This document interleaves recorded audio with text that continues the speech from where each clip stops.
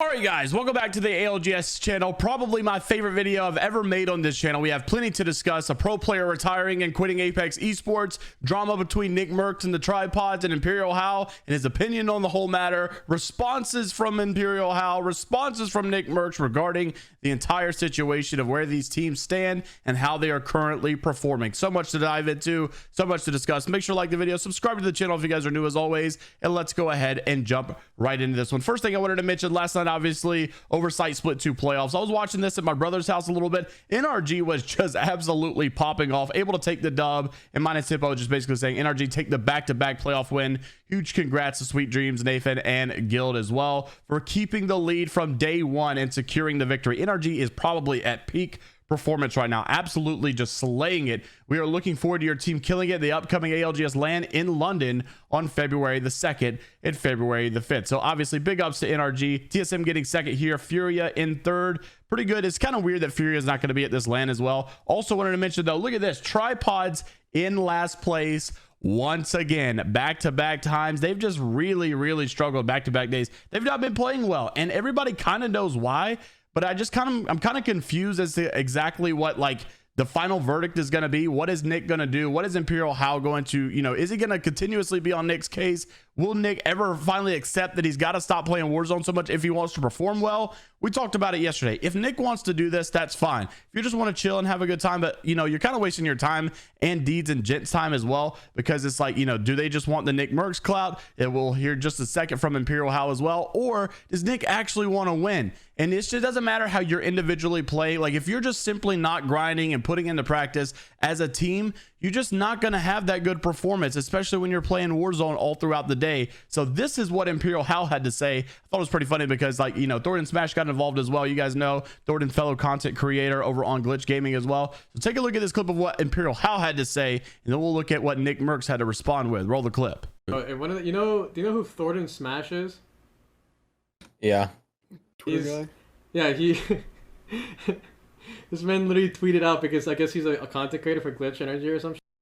He tweeted out, "Sorry tripods, but countdown belongs to Glitch Energy. 3-0 on Oversight contest in our favor. Plenty of other Apex Legends POIs you gotta be down bad if a content creator is just adding you, bro, to like leave the POI." If Nick isn't going to take it serious, I feel like they just have to have like a permanent sub or don't play. I don't know. Yeah, well, I agree. That's literally always what's the point of them playing when he plays Warzone all day for weeks straight, and then he hops on Apex? Like, he's not gonna play well. Yeah, of course, but it's just Nickmercs clout, bro. It's kind of fucked up. Nickmercs kind of fucked up the Deeds and Gent, in my opinion. Nickmercs clout, bro. Fuck it. Yeah, I mean, I get that, but like, still, bro, I don't know. Well, definitely, I would like. That's kind of like up there for sure, like you said, for Nick to like do that. Like, I'm just thinking about his teammates. Like, I don't care about him, what he's doing. Like, I know like it's smart for him to do like his business. He just if that's what he wants to do, then just like you commit to one or the other, right? Yeah, you know? Yeah. You don't just like string along 2 guys, and you can't blame them for wanting to like commit to content. So anyway, Shifty thanks for 33 months. It's like way Giannis thanks for 6. So obviously in the last couple of days, we have seen plenty and countless discussion regarding Nickmercs. We actually even had a response from Nickmercs. Nick kind of going through a lot of the hate. Even in yesterday's video, we discussed exactly what was going on with Nick. Nick made a response though to all the people doubting them, and this is what he had to say. Roll the clip. Hey chat, listen, I feel like individually I feel like I'm not playing a bad set. I know that the outcome is really shitty and we're not doing well as a team, but I don't know, like if the quick easy blame is, oh, Nick's been playing COD, I mean, again, I don't know if that holds up. I mean, that contest that we just had with ESA was won by me. I put the first guy down. I hit the other guy fucking 80 with a shotgun. I mean, I did my job and some. And then when we got pushed the first game, I did like fucking 300 damage with a T-take on 2 different teams. And I thought we should have fought him in the fucking cave. I don't know what I'm supposed to do about that as an individual. Like, I don't know how that. And I mean, listen, I'm not perfect. I make all kinds of mistakes, but I just feel like I fucked up one on the contest bad on Edge, but I fucking hate Countdown, and I don't think we should be there anyways, man. I think that we're challenging one of the better teams in the lobby. Yeah, I thought that the Edge ones are tough because I don't even think we should be going there, Fuck that. But other than that, I feel like I really feel individually I'm playing all right, and even like a game on that Edge, I had like 400 or 500 fucking damage on the contest. I put one down. I almost killed another guy, and then we're just playing passive, you know? And I felt like the whole team was playing passive. And I mean, I don't mean to blame Jet and Deeds because they're fucking incredible, man. I'm not up here to, like, you know, put them in a weird light at all. I mean, all I want to do is bring opportunities to the two of them and have fun as a team. And I think that we do have fun. I mean, we definitely struggle together as well, because you can't have fun and be popping if you don't struggle together. This shit has to happen. But when I read shit all the time, like, yo, I mean, Nick this, Nick that, like, what? I mean, bro, I'm doing my thing today. Yeah, we're getting ran, bet, totally. It's happened before, it'll probably happen again, but I mean, I'm doing my fucking job. I feel like my shot's on point. I'm putting people in the dirt. It's not like I'm choking shots, or I have bad movement, or I'm playing like stupid gameplay. I'm making smart decisions. I'm hitting my shots. I'm getting first bloods. You know, we just got to play a little more confident, play a little bit more together. You know, not be so crazy. We're either just not pushing at all, or we're like full sending. We got to have a couple different speeds, man. As you can tell, obviously a very deep topic regarding Nickmercs, regarding Imperial How's opinion. And honestly, it's not even Imperial How, it's pretty much most of the entire community.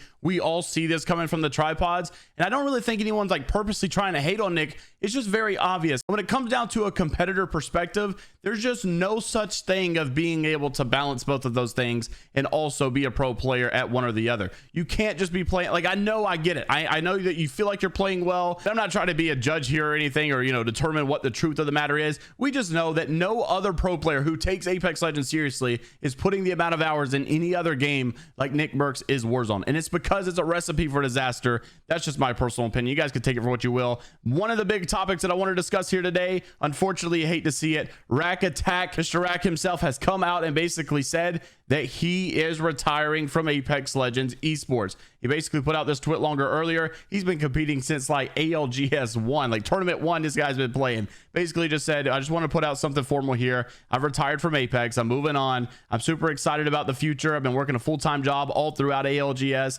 And, you know, I've got some good accomplishments, but, you know, the poor performance recently, I think it's just time to move on. I think it's time to step away. And you hate to see another pro player retire. This makes Rakk. This makes Rocker. This makes Nikoko. This makes maybe even someone else recently that just retired that I can't think of. But plenty of people. And then you've got content creators, people that were pro players that have kind of just moved on from the game. And just a lot of unfortunate scene. A lot of like teams that have backed out of the league. A lot of teams that are not playing in the LGS anymore.